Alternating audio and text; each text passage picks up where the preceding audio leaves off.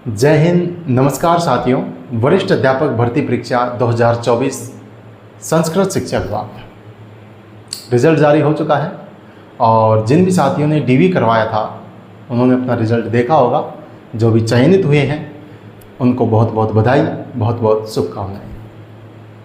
लेकिन जो साथी किसी कमी की वजह से, कुछ कारणों से अपना स्थान नहीं बना पाए हैं, उनको हताश होने की, निराश होने की आवश्यकता नहीं है, क्योंकि अब ज़्यादा लंबा वक्त नहीं है। 20 दिन बाद फिर एग्ज़ाम है और आप 10-15 दिन, 20 दिन चिंता में निकालेंगे तो आपका ये एग्ज़ाम भी यूं ही चला जाएगा।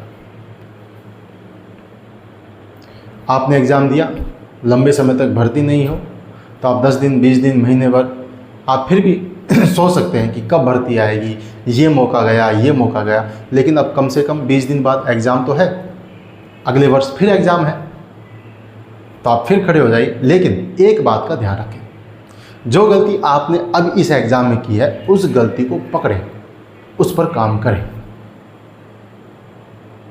ये छोटा सा वीडियो एक बहुत महत्वपूर्ण बात बताने जा रहा हूँ। चूँकि आपका एग्ज़ाम बहुत पास है तो आपका ज़्यादा वक्त मैं लेना भी नहीं चाहता, लेकिन एक छोटा सा संदेश आपको बताना चाहूँगा साथियों।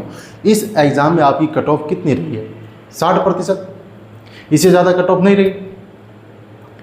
और हम कोशिश करते हैं कि ऐसी सामग्री पढ़ें जिससे 100% पेपर आ जाए। उस सामग्री से बाहर पेपर जाए ही नहीं, 100% के पीछे भाग रहे हैं और कट ऑफ 60% रह रही है। तो उस 100% वाली सामग्री को क्या हम याद कर लेंगे? इतना ज़्यादा उसका रिवीजन कर लेंगे कि हम एग्ज़ाम में कर सकें?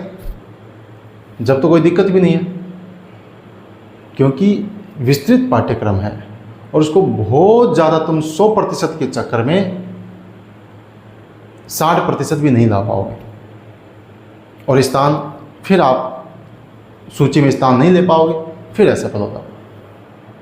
मैं पाठ्यक्रम की बात नहीं कर रहा हूँ, पाठ्यक्रम तो पूरा करना है, पाठ्यक्रम के तो एक भी टॉपिक को नहीं छोड़ना है।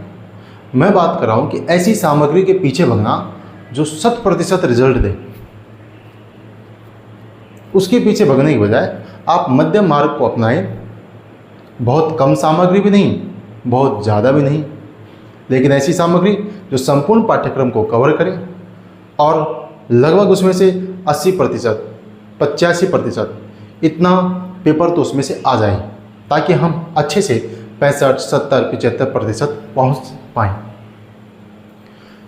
कट ऑफ आगे भी इससे ज़्यादा नहीं रहनी है, क्योंकि पेपर धीरे धीरे लेवल बढ़ ही रहा है, कम नहीं हो रहा है। तो अब आप खुद तय कर लें, खुद थोड़ा सा दिमाग लगाएं, थोड़ा सा विवेक का इस्तेमाल करें कि आप कहाँ गलती कर रहे हैं। सामग्री ऐसी हो, कंटेंट ऐसा हो जो याद हो सके, और ऐसा भी हो जो सिलेक्शन भी दिला सके। यानी कि सामग्री ऐसी हो जो आप याद भी कर सके, सामग्री ऐसी हो जो आपको सिलेक्शन भी दिला सके, उसमें से पेपर आना भी चाहिए। सामग्री ऐसी नहीं हो जिसमें पेपर तो 100% आ गया लेकिन याद नहीं कर पाए, नेगेटिव हो गए, फिर उसका क्या मतलब? वो तो फिर हो नहीं हो बात बराबर। सामग्री आपके पास ऐसी है जिससे 100% पेपर आया लेकिन आपने रिवीजन नहीं किया, आपने याद नहीं किया, तो फिर क्या मतलब?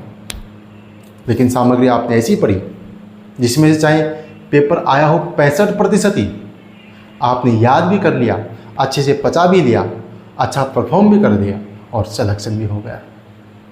इस चीज़ पे ध्यान देना है आपको। उम्मीद है आप इस चीज़ पर गौर करेंगे, ध्यान देंगे और अपनी तैयारी में थोड़ा सा सुधार लाने की कोशिश करेंगे। ठीक है साथियों, जय हिंद, जय भारत।